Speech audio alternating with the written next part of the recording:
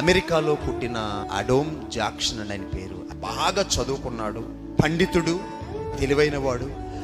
ఆయన యొక్క తెలివితేటలో ఆయన చదువును చూసి ప్రపంచ దేశాలు రమ్మని ఆయన ఆహ్వానించాయి. కానీ ఆయన తెలుసుకున్నది ఏంటంటే ప్రభు సజీవుడు, ప్రభు వాక్యం ప్రతి ఒక్కరికి తెలియాలి, ప్రభు వాక్యం తెలియకుండా రక్షణ లేకుండా చనిపోకూడదు అని చాలా రిచ్గా బ్రతికిన అందమైన లైఫ్ ఉన్న రక్షణ సువార్త కొరకు, ఆత్మల రక్షణ కొరకు భారం కలిగి అమెరికా దేశం నుండి బర్మా దేశానికి వెళ్ళాడండి. అమెరికా దేశం నుండి బర్మా దేశానికి వెళ్ళాడు. బర్మా దేశంలో 6 సంవత్సరాల సువార్త ప్రకటించాడండి. రాత్రి పగలు 6 సంవత్సరాల సువార్త ప్రకటించాడు. ఒక్క మనిషి మారు మనసు పొందలేదు, ఒక్క మనిషి బాప్తిసం తీసుకోలేదు, ఒక్క మనిషి రక్షణలోకి రాలేదు. రాకపోగా ఈ జాక్సన్ అని ఆయన వాక్యం ప్రకటిస్తుంటే ఆ బర్మా దేశంలో రాజు ఈయన గూఢచారిలా ఉన్నాడేంటి అని సందేహం వచ్చి అన్యాయంగా ఈయన్ని 17 నెలలు శిక్షించారండి. ఈ 17 నెలల కాలంలో భార్య గర్భవతి.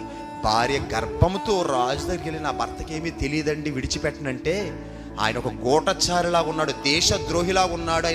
ఆయన వెర్షన్ చూస్తుంటే ఆయన బంధించమని అంటే రాజు దగ్గరికి ఎన్నిసార్లు తిరిగినా సమాధానం లేదు అండి. ఈ జాక్సన్ అని ఆయన్ని ఎలా బంధించదు సార్, 2 కాళ్ళు పైకెట్టి తలకి వేలాడేసి భయంకరంగా శిక్షించారు. అప్పుడు ఆయన ఒక రాత్రిపూట రాసుకున్న మాట ఏంటంటే, ఏం జరుగుతుందో నాకు తెలియదు, కానీ యేసు ప్రభు మాత్రం ఖచ్చితంగా ఉన్నాడు, నన్ను ఖచ్చితంగా బయటికి తీసుకువెళ్తాడు.